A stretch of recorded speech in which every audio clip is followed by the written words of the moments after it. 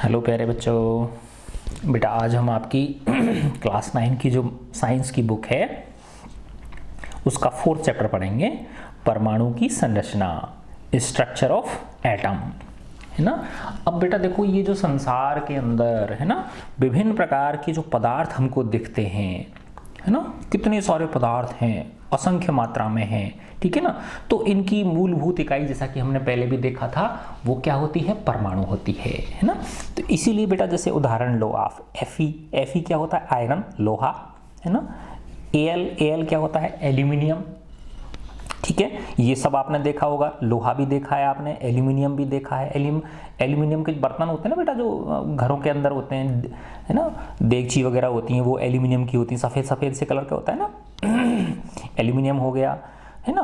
और गोल्ड, ये भी सभी ने देखा होगा, नॉर्मली देख ही लेते, महिलाएं पहनती हैं, सोने के आभूषण पहनती हैं, है ना। एक मैं लेता हूँ, नाइट्रोजन ले ली मैंने, तो ये क्या है बताओ, ये सारे के सारे तत्व हैं, एलिमेंट्स हैं।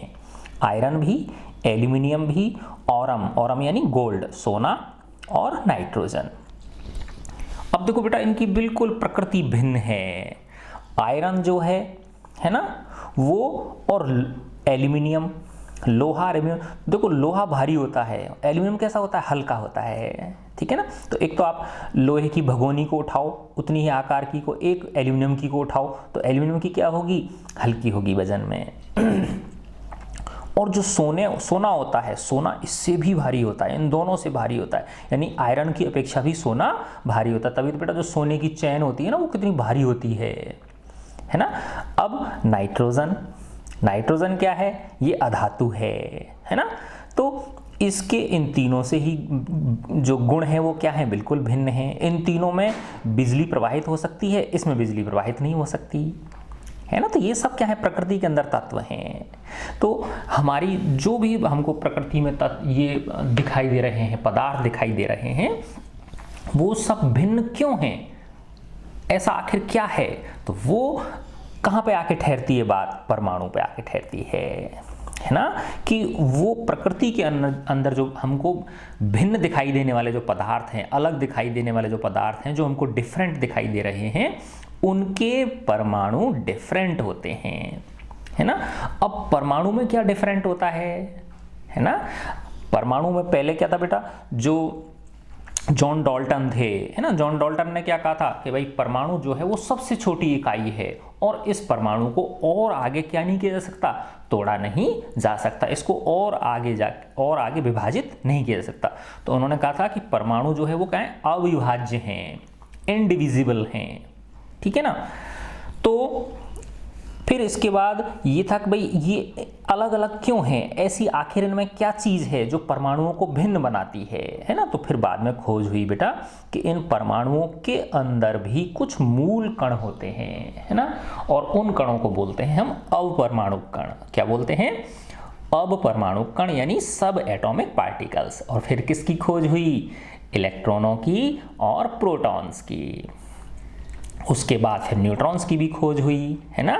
तो किस चीज़ के द्वारा, यानी अलग अलग, जैसे आयरन, एल्यूमिनियम, औरम, नाइट्रोजन, तो ये सब अलग अलग क्यों हैं, इनके परमाणु क्यों हैं, इसलिए हैं बेटा कि इनके अंदर, है ना, जो इलेक्ट्रॉन्स हैं, प्रोटॉन्स हैं, न्यूट्रॉन्स हैं, उनकी मात्रा अलग अलग है ना। तो इसीलिए ये परमाणु क्या होते हैं, एक परमाणु दूसरे तत्व के परमाणु से भिन्न होता है, क्योंकि इनके अंदर के जो पार्टिकल्स हैं, है ना, इलेक्ट्रॉन, प्रोटॉन और न्यूट्रॉन, वो उनकी मात्रा अलग अलग है, ठीक है ना। ऐसे बिल्कुल सेम आकार का आपने, है ना, ये लिया, ठीक है ना, एक लोहा ले लिया, है ना, और इस सेम आकार का ही आपने एक एल्यूमिनियम का लिया, ठीक है ना, एक क्यूब ले लिया। तो लोहे का जो क्यूब है वो एल्यूमिनियम के क्यूब से क्यों भारी है, इसलिए भारी है बेटा कि लोहे का जो एक परमाणु है वो एल्यूमिनियम के एक परमाणु से, इस लोहे के एक परमाणु में जो मूल कण हैं, प्रोटॉन्स, न्यूट्रॉन्स और इलेक्ट्रॉन्स, वो क्या है, एल्यूमिनियम की अपेक्षा आयरन में क्या है, ज़्यादा है ना। तो इसलिए इसका एक परमाणु इसके एक परमाणु से भारी है, तो इसलिए जो आयरन है वो एल्यूमिनियम से क्या हो गया, भारी हो गया। ठीक है, तो अब हम इस बुक की रीडिंग करता हूँ मैं, और बहुत अच्छी अच्छी चीज़ें इसमें निकल के आएंगी बेटा, बहुत आसानी से समझेंगे हम, क्योंकि 9th का कोर्स और आपका 11th का कोर्स काफ़ी कुछ हद तक मिला हुआ होता है, रिलेटेड होता है ये, है ना। तो बहुत आसानी से हम इसको समझने की कोशिश करेंगे। ठीक है, ये कह रहे हैं कि भाई पिछले अध्याय में हम पढ़ चुके हैं कि पदार्थ जो है वो परमाणुओं और अणुओं से मिलकर बना होता है। मैटर, पदार्थ को मैटर बोलते हैं, परमाणु को एटम्स बोलते हैं और अणुओं को मॉलिक्यूल्स बोलते हैं। विभिन्न प्रकार के पदार्थ का अस्तित्व उन परमाणुओं के कारण होता है जिनसे वे बने हैं। यानी पदार्थ भिन्न क्यों हैं, विभिन्न क्यों हैं, क्योंकि उनके जो परमाणु हैं वो अलग अलग हैं, है ना। उन पदार्थों का अस्तित्व उन परमाणु के कारण होता है जिनसे वो बने हैं। अब प्रश्न उठता है कि किसी एक तत्व का परमाणु दूसरे तत्व के परमाणु से भिन्न क्यों होता है।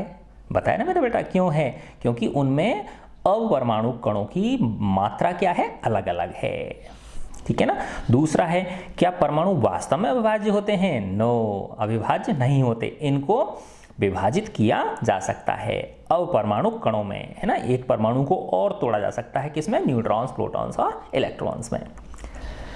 तो क्या परमाणु वास्तव में अविभाज्य होते हैं जैसा कि डाल्टन ने प्रतिपादित किया था, या परमाणुओं के भीतर छोटे अन्य घटक भी विद्यमान होते हैं। तो यस, परमाणु के अंदर छोटे अन्य घटक भी विद्यमान होते हैं, मौजूद होते हैं। इस अध्याय में हमें इस प्रश्न का उत्तर मिलेगा। हम अपरमाणु कणों, सब एटॉमिक पार्टिकल्स और परमाणु को विभिन्न प्रकार के मॉडलों के बारे में पढ़ेंगे, है ना। परमाणु के मॉडल का मतलब क्या है बेटा, कि अब हम ये तो पता चल गया था वैज्ञानिकों को कि भाई परमाणु के अंदर इलेक्ट्रॉन्स, प्रोटॉन्स और न्यूट्रॉन्स होते हैं, लेकिन ये व्यवस्थित कैसे होते हैं, कहाँ कहाँ इनकी स्थिति होती है, कहाँ पाए जाते हैं ये, है ना। तो इसके लिए विभिन्न वैज्ञानिकों द्वारा विभिन्न प्रकार की परिकल्पनाएं दी गई, है ना। उनके द्वारा बताया गया कि भाई ये यहाँ पाए जाते होंगे, ऐसे होता है, तो उनको मॉडल्स कहा जाता है। विभिन्न मॉडल्स हो गए वो, जिनसे इन मॉडलों से हमको पता चलता है कि ये जो कण हैं परमाणु के भीतर किस प्रकार व्यवस्थित होते हैं, किस प्रकार ये अरेंज होते हैं। 19वीं शताब्दी में, 19th सेंचुरी के अंत में वैज्ञानिकों के समक्ष सबसे बड़ी चुनौती क्या थी कि भाई परमाणु की संरचना और उसके गुणों के बारे में पता लगाया जाए। परमाणु की संरचना को अनेक प्रयोगों के आधार पर समझाया गया है। परमाणुओं के अविभाज्य न होने के संकेतों में से कि भाई परमाणु अविभाज्य नहीं है ना, अर्थात उसे विभाजित किया जा सकता है। तो इसकी खोज कैसे चली, वो इससे पता चला बेटा कि एक संकेत स्थिर विद्युत तथा विभिन्न पदार्थों द्वारा विद्युत चालन, है ना, कि अभी इसमें आगे दिखा रखा है आपके, है ना। जैसे देखा होगा ना बेटा, एक कंघी होती है, सूखे बालों में आप कंघी करो, है ना, कंघी होती है ना, कंघी करो और फिर उसको अपन छोटे छोटे कागज के टुकड़ों के पास ले आएंगे, तो वो कागज के जो टुकड़े होते हैं वो किससे चिपक जाते हैं, उस कंघी से चिपक जाते हैं, है ना। तो ऐसा क्या है ना, ऐसा क्यों हुआ, क्यों चिपक रहे हैं वो, इसलिए चिपक रहे हैं बेटा कि जो कंघी को जैसे ही हमने सूखे बालों से रगड़ा, है ना, तो जो कंघी है वो क्या हो गई, है ना, कंघी में से जो आवेश है ना, यानी इलेक्ट्रॉन निकल गए उसके अंदर से, है ना, तो धन आवेश आ गया उस पर, तो आवेशित हो गई वो, क्या हो गई वो, आवेशित हो गई, चार्ज्ड हो गई कंघी। तो इसलिए वो उन कणों को, वो जो कागज के टुकड़े उनको अपनी ओर क्या कर रही है, आकर्षित कर रही है ना। जैसे अपन को पता ही है भाई, जो आवेश होते हैं, विपरीत आवेश होते हैं, वो क्या करते हैं, एक दूसरे को आकर्षित करते हैं। जैसे चुंबक के होते हैं ना, नॉर्थ पोल और साउथ पोल, है ना, वो एक दूसरे को क्या करते हैं, आकर्षित करते हैं। तो कंघी को जैसे ही हमने बालों से रगड़ा तो कंघी पे क्या आ गया, धनावेश आ गया, ठीक है ना। और वो धनावेश जो है जैसे ही हम उसके पास लाएंगे, उसको कागज के टुकड़ों के पास लाएंगे, तो ऑटोमेटिकली क्या होगा कि कागज के कणों में ऋणावेश उत्पन्न हो जाएगा। तो कंघी के ऊपर धनावेश और कागज के कणों के ऊपर ऋणावेश, तो वो क्या करेंगे, एक दूसरे को आकर्षित करेंगे और वो कागज के टुकड़े कंघी से चिपक जाएंगे, है ना। और दूसरा कि भाई विद्युत चालन, है ना, यानी इलेक्ट्रिसिटी पास हो रही है किसी तार में से, तो भाई तार में से क्यों पास हो रही है ना। अगर परमाणु अविभाज्य है है ना। तो फिर कैसे पास हो रही है, फिर पता चला कि भाई अविभाज्य नहीं है, इसमें इलेक्ट्रॉन्स होते हैं और वो इलेक्ट्रॉन क्या करते हैं, मूव करते हैं, तब जाके बिजली बहती है। जब बिजली बह रही है किसी तार में होकर, इसका मतलब उसमें इलेक्ट्रॉन्स क्या हो रहे हैं, फ्लो हो रहे हैं। तो इन चीजों से पता चला कि परमाणु क्या है, अविभाज्य नहीं है, इनडिविजिबल नहीं है, अर्थात डिविजिबल है, विभाज्य है, इसमें भी कण अंदर पाए जाते हैं। तो पदार्थों में आवेशित कण, तो ये मैंने जो बताई दिया आपको, ये क्रियाकलाप दे रखी है ना, एक एक्टिविटी दे रखी है इसमें, ठीक है ना। वही सूखे बालों पर कंघी कीजिए, क्या कंघी कागज के छोटे छोटे टुकड़ों को आकर्षित करती है, यस, है ना। फिर दूसरी है, कांच की एक छड़ को, है ना, ग्लास रॉड को सिल्क के कपड़े पर रगड़ा और फिर इस छड़ को हवा में भरे गुब्बारे, ठीक है ना, और फिर इस छड़ को हवा में भरे गुब्बारे के पास लाइए, तो क्या होता है, गुब्बारा बेटा उसकी ओर क्या करता है, छड़ की ओर आकर्षित होता है, ठीक है ना, क्योंकि इनके ऊपर विपरीत आवेश पैदा हो जाते हैं। इन क्रियाकलापों से क्या हम यह निष्कर्ष निकाल सकते हैं कि दो वस्तुओं को आपस में रगड़ने से उनमें विद्युत आवेश आ जाता है, यस। यह आवेश कहां से आता है, क्योंकि उसके अंदर क्या है, अपरमाणु कण हैं। तब हमें इसका उत्तर मिला जब यह पता चला कि परमाणु विभाज्य है, अर्थात आवेशित कणों से बना है। तो ये जो इलेक्ट्रॉन, प्रोटॉन और न्यूट्रॉन है, ये क्या है, आवेशित कण हैं। इलेक्ट्रॉन पे ऋणावेश माना जाता है, प्रोटॉन पे धनावेश माना जाता है, और न्यूट्रॉन जो है वो निरावेशित होता है ना, उस पर कोई आवेश नहीं होता है, ठीक है। परमाणु में उपस्थित आवेशित कणों का पता लगाने में कई वैज्ञानिकों ने योगदान दिया, है ना बेटा। तो 19वीं शताब्दी तक यह जान लिया गया था कि परमाणु साधारण और अविभाज्य कण नहीं है, बल्कि इसमें कम से कम एक अवपरमाणु कण इलेक्ट्रॉन विद्यमान होता है। तो सबसे पहले किसकी खोज हुई बेटा, इलेक्ट्रॉन की, है ना, जिसका पता जे टॉमसन ने लगाया था। इलेक्ट्रॉन के संबंध में जानकारी प्राप्त होने के पहले ई गोल्डस्टीन ने 1886 में एक नए विकिरण की खोज करी, जिन्होंने उसका क्या नाम दिया था, कैनाल रे, है ना, कैनाल रे नाम दिया था। ये किरणें धनावेशित विकिरण थे। कैसे विकिरण थे ये, धनावेशित विकिरण थे ये, जिनके द्वारा अंततः दूसरे अपरमाणु कणों की खोज हुई। यानी इसने इन धनावेशित विकिरणों ने दूसरे अन्य जो दो बच गए, है ना, प्रोटॉन और न्यूट्रॉन, उनकी खोज का मार्ग प्रशस्त कर दिया। इन कणों का आवेश इलेक्ट्रॉन के आवेश के बराबर किंतु विपरीत था। ये जो कैनल रेज थी ना बेटा, है ना, ये क्या थी, रेज भी किससे, किरणें किससे, कणों से बनी हुई होती हैं। तो वो जो कण थे वो, उन पे आवेश तो किसके बराबर था, इलेक्ट्रॉन के बराबर ही था, है ना, किंतु विपरीत था। जैसे इलेक्ट्रॉन पे आवेश ऋणात्मक है, तो उन कैनल रेज पे जो आवेश था वो कैसा था, धनात्मक था।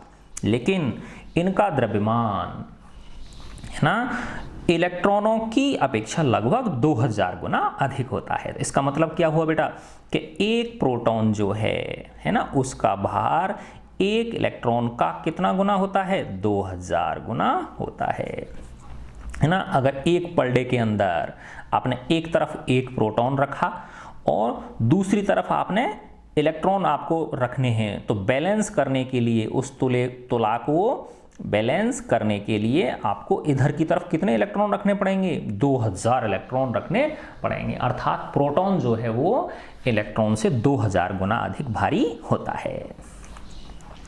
उनको प्रोटॉन नाम दिया गया। क्या नाम दिया उनको, प्रोटॉन नाम दिया गया, ठीक है।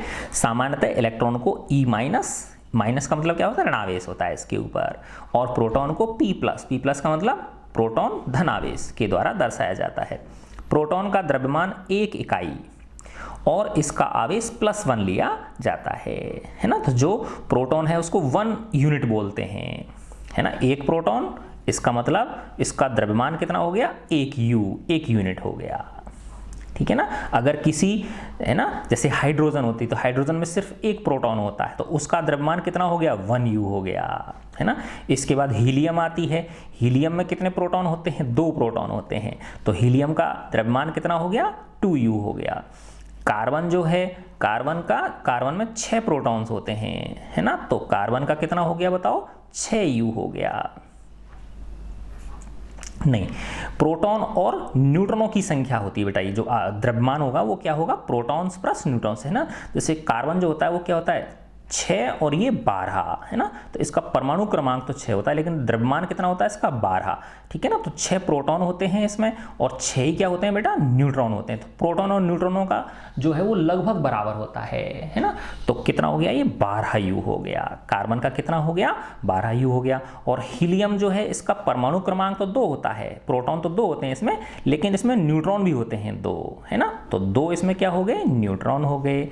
तो 2U तो किसका हो गया, प्रोटॉनों का हो गया, और 2U ही किसका हो गया, न्यूट्रॉनों का। तो हीलियम का कितना हो गया, 4U। आया समझ में। तो हाइड्रोजन का 1U, हीलियम का 4U, कार्बन का 12U, ठीक है। तो इलेक्ट्रॉन का द्रव्यमान नगण्य और आवेश -1 माना जाता है। तो इलेक्ट्रॉन का द्रव्यमान नगण्य क्यों माना बताओ। इसलिए माना कि प्रोटॉन के द्रव्यमान का 2000वां भाग है ना। अर्थात प्रोटॉन जो है वो इलेक्ट्रॉन से 2000 गुना भारी है ना। और इलेक्ट्रॉन जो है वो प्रोटॉन का कितना है, 2000वां भाग है। तो इसलिए उसको क्या मान सकते हैं, उसके द्रव्यमान को हम नगण्य मान सकते हैं, नेग्लिजिबल मान सकते हैं। और आवेश कितना माना जाता है, -1, ठीक है।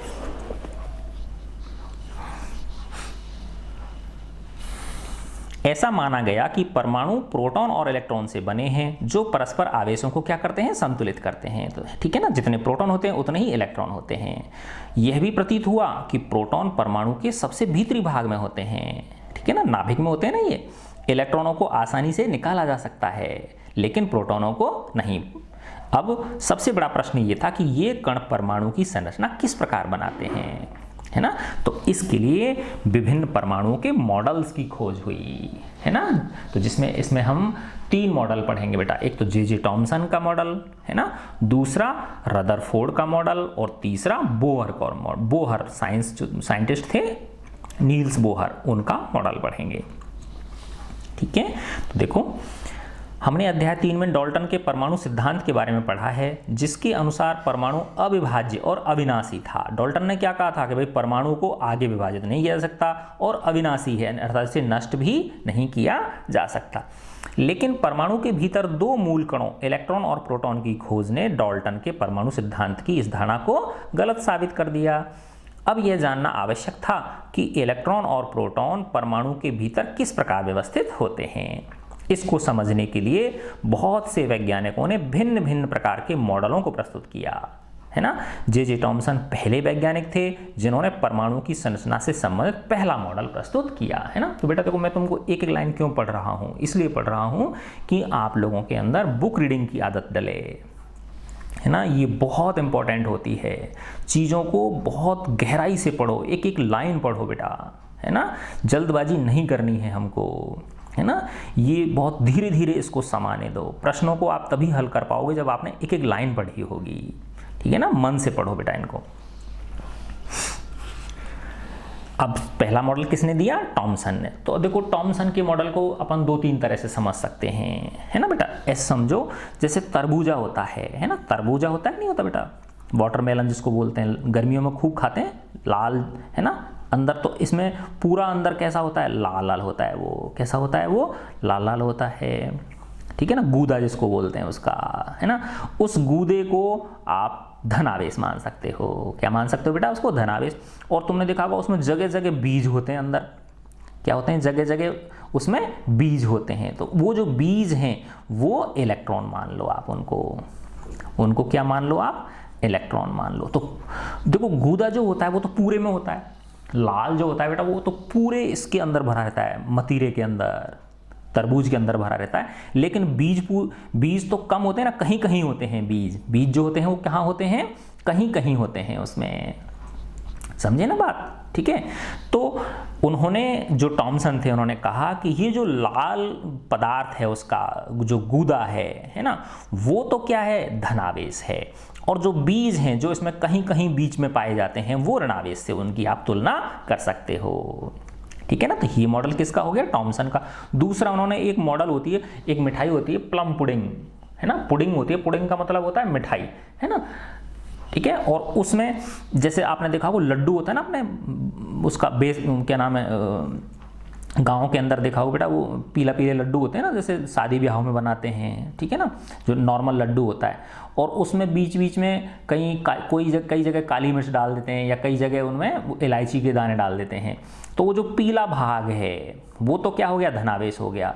और कहीं कहीं बीच बीच में जो इलायची डाली, इलायची के कण या वो जो काली मिर्ची के कण हैं, उनको क्या मान सकते हो आप, उनको ऋणावेश मान सकते हो, ठीक है ना।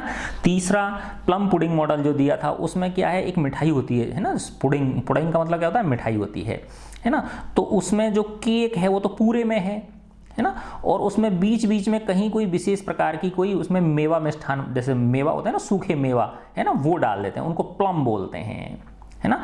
तो जो पूरी की पूरा जो केक है वो तो धनावेश हो गया, और जो बीच बीच में उसमें कहीं हमने सूखे मेवे डाले, है ना, वो क्या हो गया, प्लम हो गया, है ना। तो उनकी तुलना किससे हो गई, उनकी इलेक्ट्रॉनों से हो गई, ऋणावेश से हो गई। तो इस तरह से इसमें इसको समझाया गया है।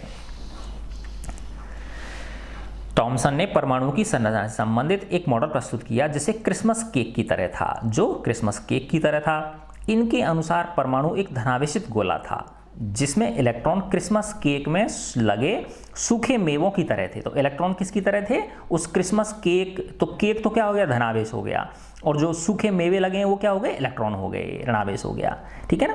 इसी प्रकार तरबूज का उदाहरण भी ले सकते हैं, जिसके अनुसार परमाणु में धनावेश तरबूज के खाने वाले लाल भाग की तरह बिखरा है।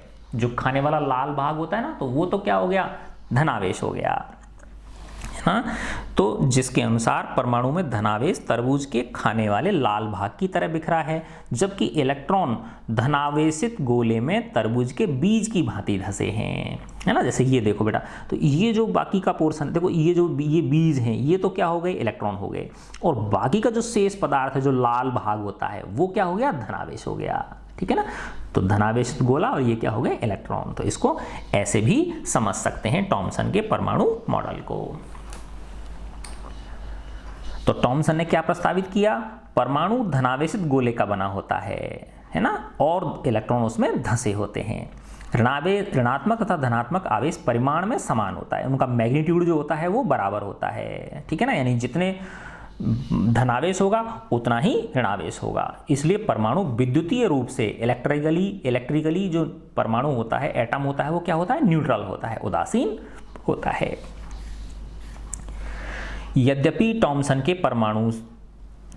के मॉडल से परमाणु के उदासीन होने की व्याख्या तो हो गई, किंतु दूसरे वैज्ञानिकों द्वारा किए गए प्रयोगों के परिणामों को इस मॉडल द्वारा समझाया नहीं जा सका, जैसे जाके हम आगे देखेंगे, है ना। तो अब इसके बाद सेकंड मॉडल किसका आता है, रदरफोर्ड का, है ना।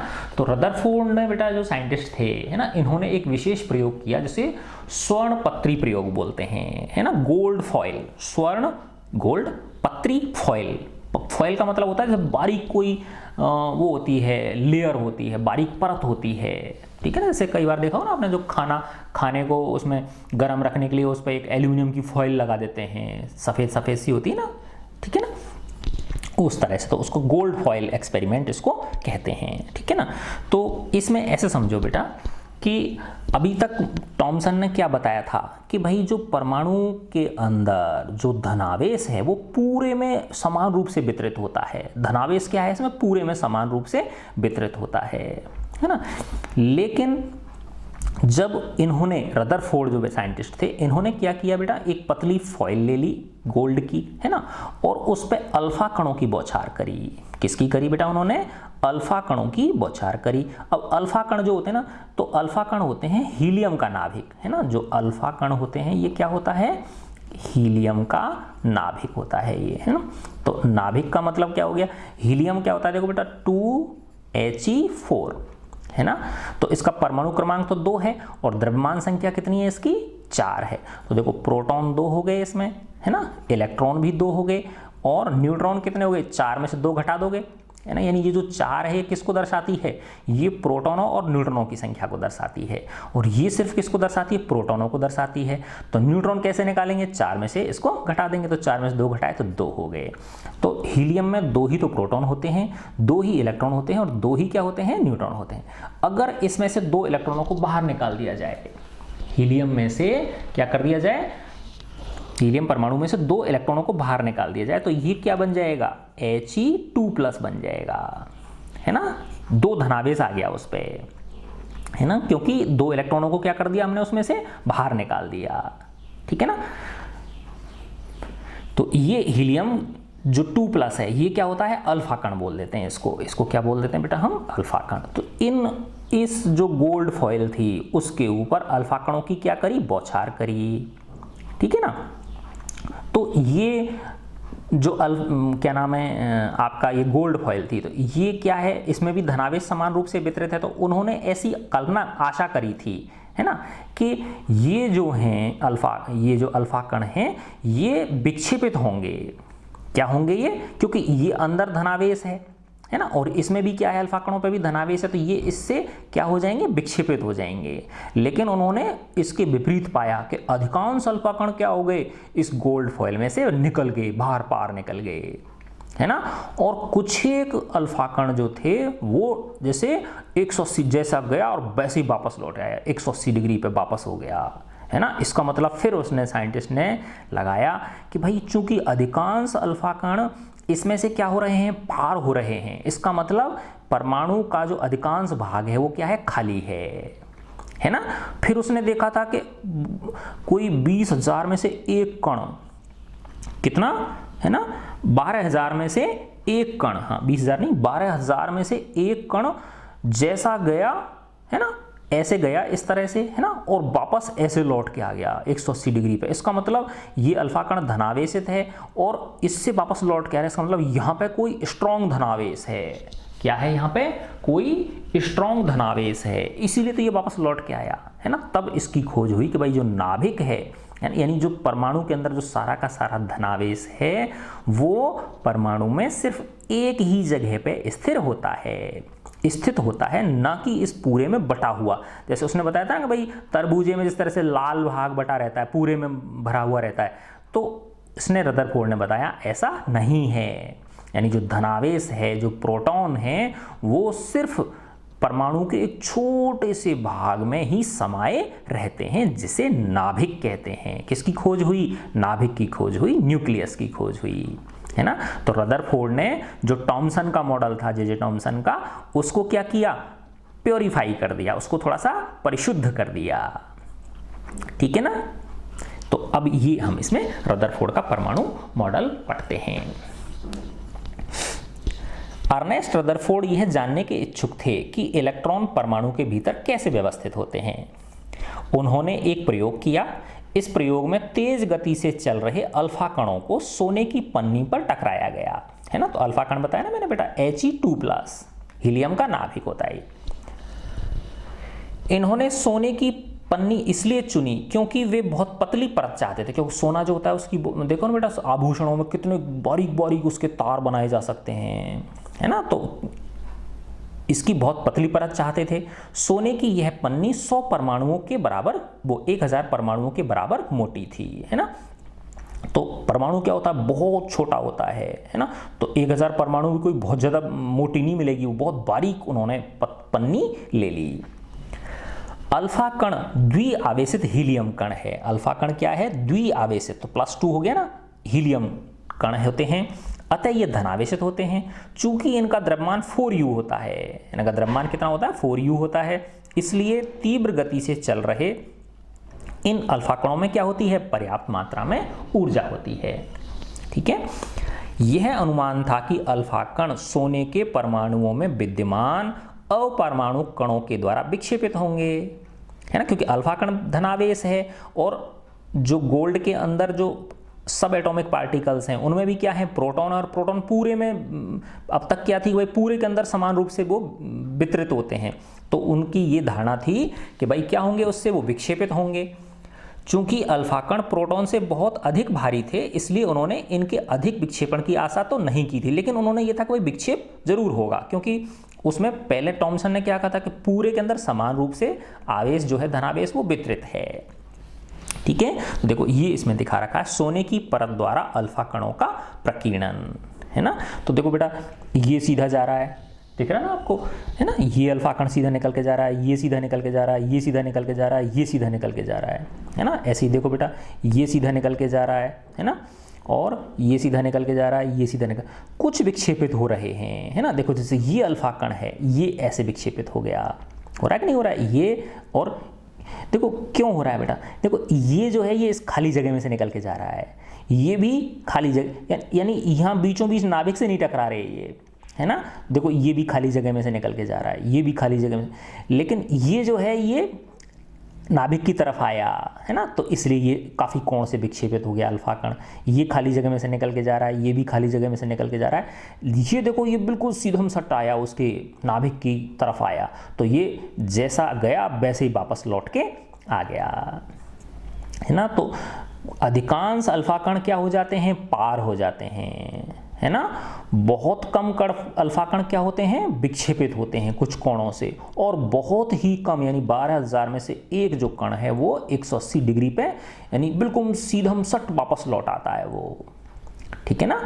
तो ये रदरफोर्ड ने अल्फा कण प्रकीर्णन का प्रयोग किस पे किया था, गोल्ड फॉइल पे किया था, है ना। लेकिन अल्फा कण प्रकीर्णन प्रयोग ने आशा के बिल्कुल विपरीत परिणाम दिया। क्या दिया, जैसी उन्होंने आशा करी थी उससे बिल्कुल विपरीत परिणाम मिले। इससे निम्नलिखित परिणाम मिले, तेज गति से चल रहे अधिकतर अल्फा कण, मोस्ट ऑफ जो अल्फा कण थे वो सोने की पन्नी से क्या निकल गए, सीधे निकल गए, ठीक है ना। सेकंड ऑब्जर्वेशन क्या निकला, सेकंड जो बात उन्होंने ऑब्जर्व की वो किए थी कि कुछ अल्फा कण पन्नी के द्वारा बहुत छोटे कोण से विक्षेपित हुए, है ना। फिर तीसरी, आश्चर्यजनक रूप से प्रत्येक 12,000 कणों में से एक कण वापस आ गया, 180 डिग्री पे वापस लौट के आ गया, यानी जैसे गया, है ना, ऐसे वापस फिर ऐसे लौट के आ गया। रदरफोर्ड के अनुसार यह परिणाम, उन्होंने कहा ये तो बड़ा चौंकाने वाली बात है ना भाई। उसने देखा कि यार ये अल्फा कण तो बहुत पावरफुल हैं, और ये जो परमाणु है इसके अंदर जो धनावेश है, पहले तो यही था कि भाई उसमें पूरे में बटा हुआ है, तो ये तो बहुत ही वीक आवेश है, धनावेश जो है उसके अंदर, तो उससे टकरा के वापस आना, तो एक तरह से ऐसे मान के चलो, उन्होंने कहा कि ये तो 15 इंची के तोप के गोले को, है ना, इन्होंने कहा था कि यह परिणाम उसी प्रकार अविश्वसनीय था कि मुझे विश्वास नहीं हो रहा, रदरफोर्ड ने कहा, जिस प्रकार से कि 15 इंच का एक तोप का गोला, टिश्यू पेपर ना, जैसे यही सिंपल जो हाथ पोंछने वाला पेपर होता है, या इसी को अखबार की इसकी मान लो आप बुक के आपके पेपर को, यानी इतना बड़ा तोप का गोला और एक पेपर से टकरा के वापस आपको ही क्या कर दे, चोट पहुंचा दे। तो ये क्या थी, एक अविश्वसनीय चीज थी।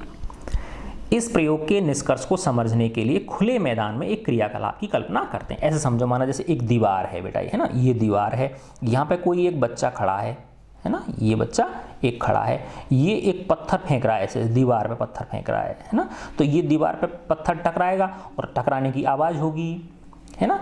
तो और दूसरी स्थिति में क्या है कि अगर माना इस तरह से कोई फेंस लगी हुई है, ऐसे जैसे होती है ना, फेंस होती है, फेंसिंग जो होती है, ठीक है ना, इस तरह से ये डंडों पे ये तार हैं, है ना, और ये इस तरह से डंडों पे ये रुकी हुई है। अब माना एक बच्चा यहाँ पे खड़ा हुआ और ऐसे फेंक रहा है, ये तार बहुत दूर दूर हैं, है ना, तो अधिकांश जो पत्थर होंगे वो आंख बंद करके फेंक रहा है, तो इनमें से पार निकल जाएंगे, क्योंकि बीच में क्या है, बहुत सारा खाली स्थान है इन तारों के बीच में, है ना। जैसे तारबंदी कर देते हैं ना, खेतों की तारबंदी कर देते हैं, जैसे एक तार ये है, दूसरा तार ये है, तीसरा तार ये है, और फिर उन कुछ लकड़ी गाड़ देते हैं या पत्थर गाड़ देते हैं, इस तरह से, है ना, पत्थर गाड़ देते हैं। तो जब यहाँ से इधर से फेंकेगा तो ज़्यादातर जो पत्थर होंगे वो इनके बीच में खाली जगह जो उसमें से क्या हो जाएंगे, पार हो जाएंगे, है ना। तो उसी प्रकार से इसकी क्या की गई थी, कल्पना की गई थी। तो इस प्रयोग के निष्कर्ष को समझने के लिए खुले मैदान में एक एक्टिविटी करते हैं, क्रियाकलाप करते हैं। मान लें एक बच्चा अपनी आंख को बंद किए हुए एक दीवार के सामने खड़ा है, उसे दीवार पर कुछ दूरी से पत्थर फेंकने को कहें। प्रत्येक पत्थर के दीवार से टकराने के साथ ही एक आवाज़ सुनेगा वो, अगर वह इसे 10 बार दोहराएगा 10 बार आवाज़ सुनेगा, ठीक है। लेकिन जब आंख बंद किया हुआ बच्चा तार से घिरी हुई चार दीवारी का मतलब फेंसिंग, है ना, चार दीवारी का मतलब वैसे दीवार मत समझ लेना, ये ऐसी फेंसिंग समझ लो आप, ये ना, फेंसिंग पर पत्थर फेंकेगा तो अधिकांश पत्थर उस घेरे पर नहीं टकराएंगे, क्योंकि इसके बीच में, तारों के बीच में क्या खाली जगह है, तो इसमें से पार हो जाएंगे ना ये। और चार दीवारी पत्थर फेंकेगा तो अधिकतर पत्थर उस घेरे पर नहीं टकराएंगे और कोई आवाज़ सुनाई नहीं पड़ेगी, क्योंकि घेरे के बीच में बहुत सारे खाली स्थान हैं जिनके बीच से पत्थर निकल जाता है, जिनके बीच में से पत्थर क्या हो जाता है, निकल जाता है। ठीक है ना। इसी तर्क के अनुसार अल्फा कण प्रकीर्णन, है ना, अल्फा पार्टिकल स्कैटरिंग प्रयोग के आधार पर रदरफोर्ड ने निम्न निष्कर्ष निकाले। क्या कहा उसने बेटा कि परमाणु के भीतर का अधिकांश भाग खाली होता है, क्योंकि अधिकांश अल्फा कण बिना विक्षेपित हुए सोने की पन्नी से क्या निकल गए, बाहर निकल गए। ठीक है। दूसरा क्या निकाला बेटा उन्होंने कि बहुत कम कण अपने मार्ग से क्या होते हैं, विक्षेपित होते हैं, है ना, जिससे ये ज्ञात होता है कि परमाणु में धनावेशित भाग क्या है, बहुत कम है, यानी एरिया क्या है उसका, बहुत कम है।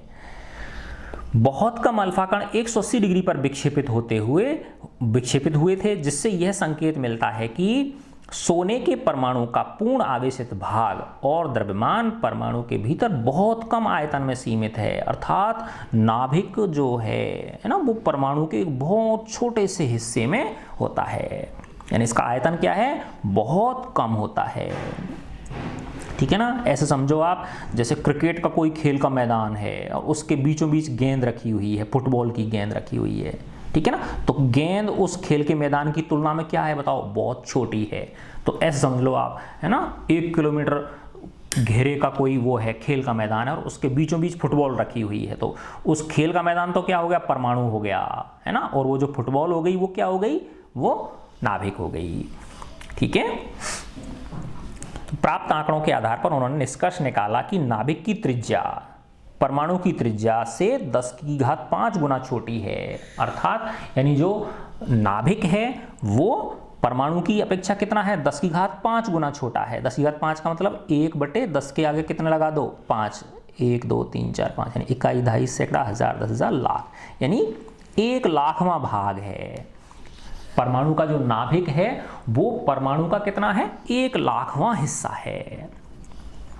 अपने प्रयोगों के आधार पर रदरफोर्ड ने परमाणु का नाभिकीय मॉडल प्रस्तुत किया, जैसे पहले टॉमसन ने किया था ना, वैसे रदरफोर्ड ने किया, जिसके निम्नलिखित लक्षण थे। क्या कहा उन्होंने बेटा, ये कहा कि परमाणु का धनावेश, परमाणु का केंद्र धनावेशित होता है, जिसे नाभिक कहा जाता है, न्यूक्लियस कहा जाता है। एक परमाणु का लगभग संपूर्ण द्रव्यमान जो होता है वो किसमें स्थित होता है, वो नाभिक में होता है।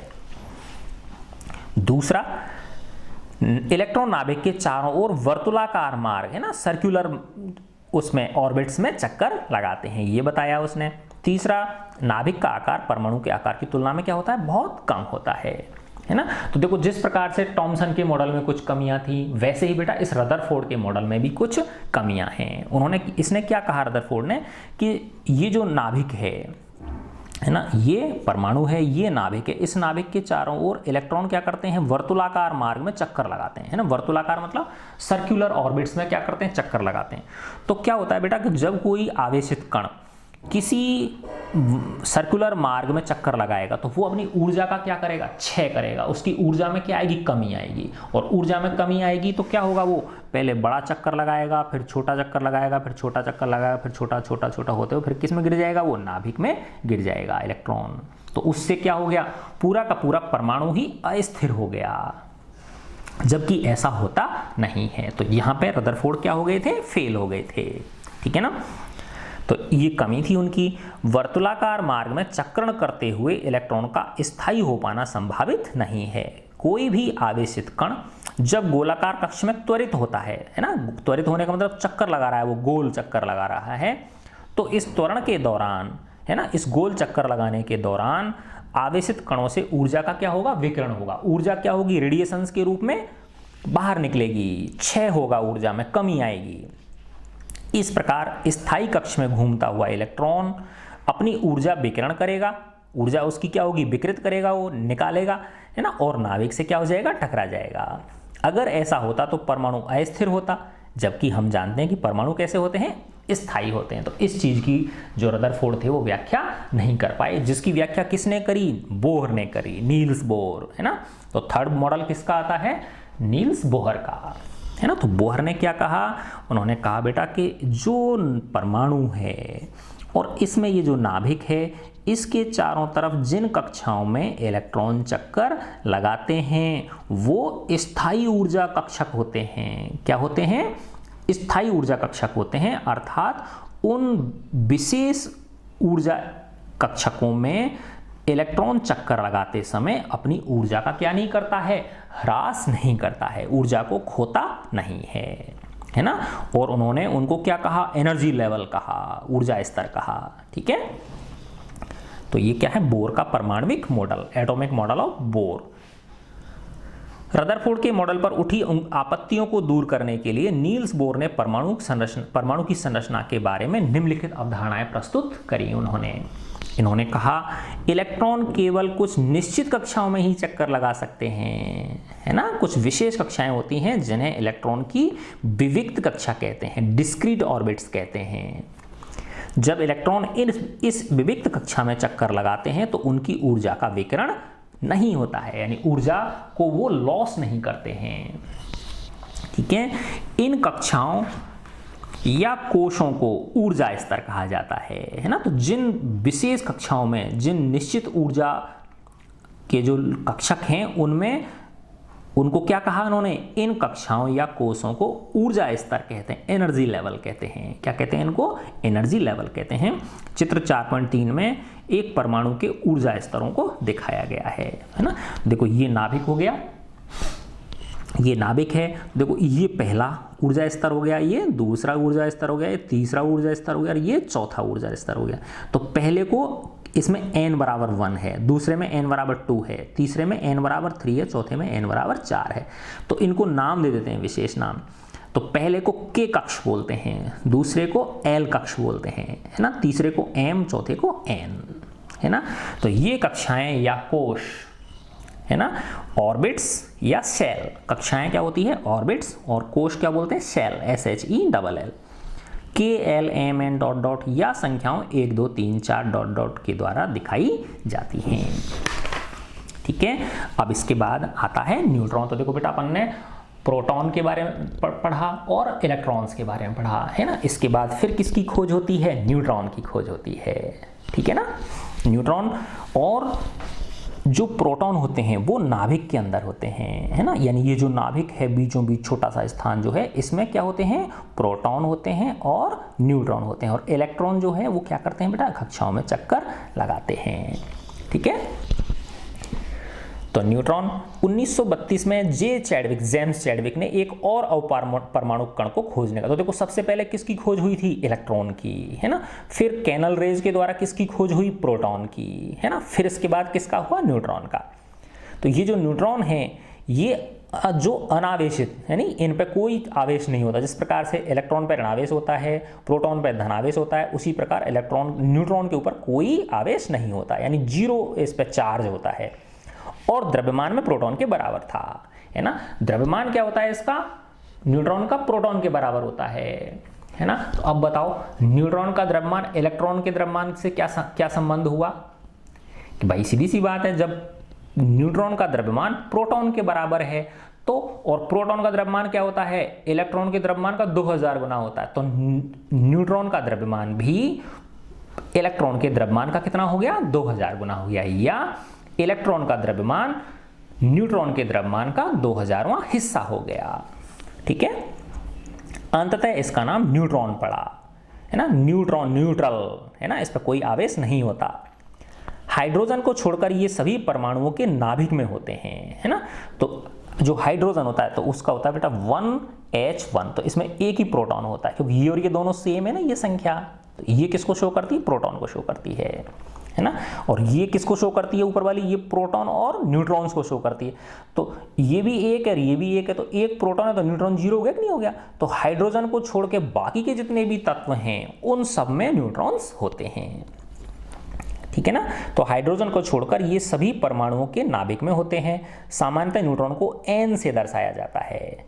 परमाणु का द्रव्यमान नाभिक में उपस्थित प्रोटॉन और न्यूट्रॉन के द्रव्यमान के योग के द्वारा व्यक्त किया जाता है ना। देखो मैंने 3 का दिखाया था ना बेटा, जैसे ये 1He1, तो इसमें प्रोटॉन है ना, यानी प्रोटॉन प्लस न्यूट्रॉन होता है जो बाहर होता है। तो न्यूट्रॉन तो क्या, इसमें प्रोटॉन 1 है, न्यूट्रॉन 0 है, तो 1U हो गया, है ना। फिर इसके बाद हीलियम आता है ना। तो हीलियम का क्या होता है बेटा, 2He4, तो इसमें प्रोटॉन 2 हो गए और न्यूट्रॉन कितने हो गए, 4 में से 2 घटा दोगे तो 2, तो 2 और 2 कितना हो गया, 4U, है ना। कार्बन का देखें हम C612, है ना। तो देखो प्रोटॉन कितने हो गए इसमें, 6, और न्यूट्रॉन कितने हो जाएंगे, 12 में से 6 घटा दोगे तो क्या हो जाएंगे, 6, तो क्या हो गया, 6 और 6 12U हो गया, ठीक है ना। तो जो परमाणु का द्रव्यमान है उसको किस किस के बराबर होता है, वो प्रोटॉन और न्यूट्रॉन के द्रव्यमान के योग के द्वारा प्रकट किया जाता है ना। तो परमाणु का द्रव्यमान नाभिक में उपस्थित प्रोटॉन और न्यूट्रॉन के द्रव्यमान के योग के द्वारा प्रकट किया जाता है, ठीक है। तो अभी आगे और पढ़ेंगे इसको, तो बहुत अच्छी तरह से समझ में आ जाएगा, ठीक है। तो मैं आशा करता हूँ ये आपको समझ में आया होगा, आपको अच्छा लगा है बच्चों, प्यारे बच्चों। तो बेटा अपने फ्रेंड्स को, है ना, और क्लासमेट्स को इन्हें शेयर जरूर करें, ठीक है बच्चों। गॉड ब्लेस यू ऑल बेटा।